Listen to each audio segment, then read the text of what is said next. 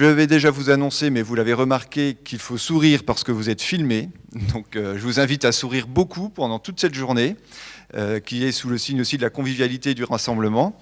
Donc vous êtes filmé parce que tout simplement, on souhaite que cette journée puisse profiter aux personnes qui n'ont pas pu venir, soit en raison de la petite tempête Aurore qui a fait quelques dégâts ce matin, notamment sur les voies ferrées, et également pour tous ceux qui ont d'autres activités et qui souhaitent pouvoir partager aussi ces réflexions et ces échanges qui auront lieu toute la journée.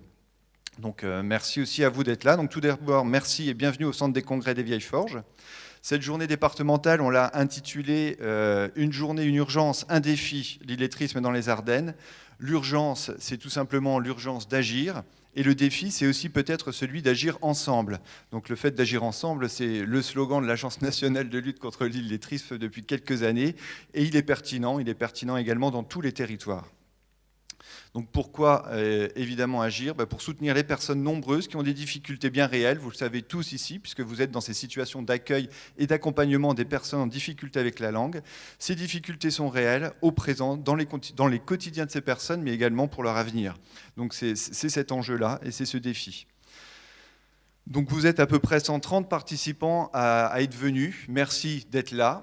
C'est important pour soutenir ces actions qui ne sont pas non plus forcément évidentes, puisque parfois ça se rajoute à des activités aussi au quotidien. C'est important parce qu'il faut aller encore plus loin. Donc vous êtes bibliothécaires, travailleurs sociaux, bénévoles associatifs, responsables administratifs, etc.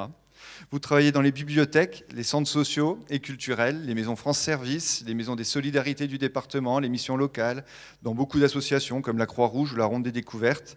Et vous êtes tous sensibilisés et confrontés dans vos activités à cette problématique. Donc merci d'être là. J'espère que cette journée, et il y en aura d'autres par la suite au niveau des rencontres et du collectif Illettris 08, j'espère que cette journée, elle va aussi marquer une mobilisation et la volonté de continuer à travailler ensemble. Donc également merci, et j'en profite puisque j'ai beaucoup de collègues ici qui œuvrent au quotidien dans cette logique-là. Les bibliothèques sont des lieux qui œuvrent à leur manière dans ce champ culturel à réduire l'illettrisme par la prévention, par les actions autour de la petite enfance et de la parentalité et des actions en direction des adultes. Et également, je remercie tous mes collègues qui sont aussi présents, donc je vais même les citer pour l'organisation de cette journée puisqu'ils ont fait un travail formidable et sinon ça n'aurait pas lieu tout simplement. Donc je remercie Aline, Sophie et Nathan. Et je remercie et je présente également, donc peut-être vous pourrez vous lever parce qu'elles ne le savent pas encore, mais Corinne Dufresnoy, chargée de mission petite enfance et parentalité, donc à la bibliothèque départementale. Donc, dont les actions se situent dans la prévention de l'illettrisme depuis des années, et en partenariat avec nos collègues du département également, de la PMI ou autres. Et puis, j'invite également donc, à saluer Aude Pilar, qui est arrivée récemment à la bibliothèque en charge de l'accessibilité culturelle pour les adultes. Voilà. Et enfin, un grand merci donc, à nos intervenants et nos invités de cette journée que je vais présenter. Donc ma prise de parole, c'est la plus longue, là, après j'arrêterai. Donc grosso modo, cette journée-là, ce matin, on a 2 temps de présentation et d'échange. Donc avec messieurs Nedelec et Fleury de l'Agence nationale de lutte contre l'illettrisme. Merci d'être venus jusqu'à nous. Vous avez découvert les Ardennes, j'espère que vous reviendrez. Alors pour Monsieur Fleury, vous étiez déjà venu en 95, hein. Donc qui n'est pas une date pour nous qui marque une inondation, donc c'est pas génial.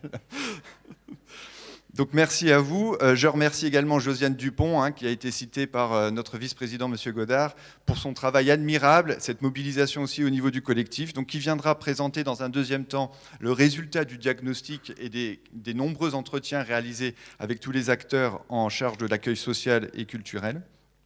Donc ça, c'est le matin. Entre-temps, il y aura une petite pause. Au moment de la pause, vous avez au fond de la salle, d'un côté, des ressources qui ont été prêtées par l'Observatoire de la lecture publique, donc qui est une initiative de Charleville Lecture, donc pour découvrir aussi ce qu'ils proposent, des ressources et des documents liés aux situations d'apprentissage et de difficultés avec la langue. Je remercie l'association Lire malgré tout, et notamment Françoise qui est là parmi nous, donc qui nous a fait la gentillesse de nous prêter une exposition qui montre le travail d'apprenant. Et puis, de l'autre côté, les ressources de la Bibliothèque départementale des Ardennes, avec une exposition qui est liée à un projet également de 2017, qui était un projet lié à Action culturelle et langue française. Et les ressources de la bibliothèque départementale, il y aura également des tablettes, et Aude animera cet espace. Donc, après la pause, donc, il y aura ensuite les témoignages. 2 témoignages, donc de Cathy et de Laurence. Je m'en suis souvenu.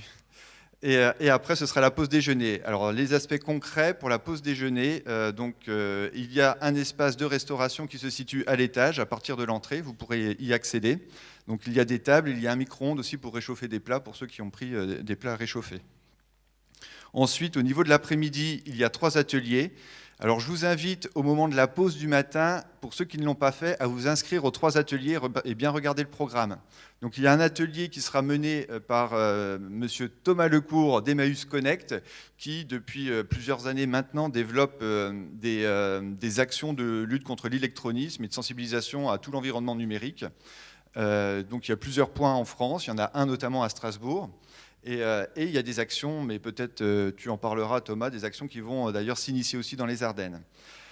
Et puis il y aura 2 autres ateliers, donc un piloté par Annie Janicot, qui est bénévole à Charleville Lecture, qui est Annie par ici, merci d'être là aussi, autour aussi des techniques et des animations pour le réapprentissage du français. Il y a un autre atelier animé autour des jeux pour les approches par Josiane. Ensuite, vous aurez une intervention en visio. Il est désolé, il ne peut pas venir. Donc, c'est Edriss Abdel Sayed de l'association Initiale, que beaucoup d'entre vous connaissent ici. L'association Initiale coordonne le Festival de l'écrit depuis plus de 10 ans maintenant dans les Ardennes et fédère de nombreux acteurs sur la remédiation à partir de la culture. Et donc, ce sera en visio. C'est le monde d'aujourd'hui. Ça nous permet justement de ne pas annuler une conférence. Merci aux personnes de la technique d'avoir su réagir comme ça, parce que ce n'était pas si facile. Et pour clôturer cette journée, l'intervention de Danielle Asper, qui est la présidente de l'association des centres ressources illettrisme et alphabétisation en France, et qui également gère un centre ressources illettrisme Auvergne-Rhône-Alpes, et donc qui nous présentera un peu comment fonctionne un centre ressources illettrisme. Je crois que j'en ai terminé. Je vous remercie d'être là. Sur chaque intervention, n'hésitez pas à prendre des notes pour poser des questions à la fin. Il y aura des temps d'échange.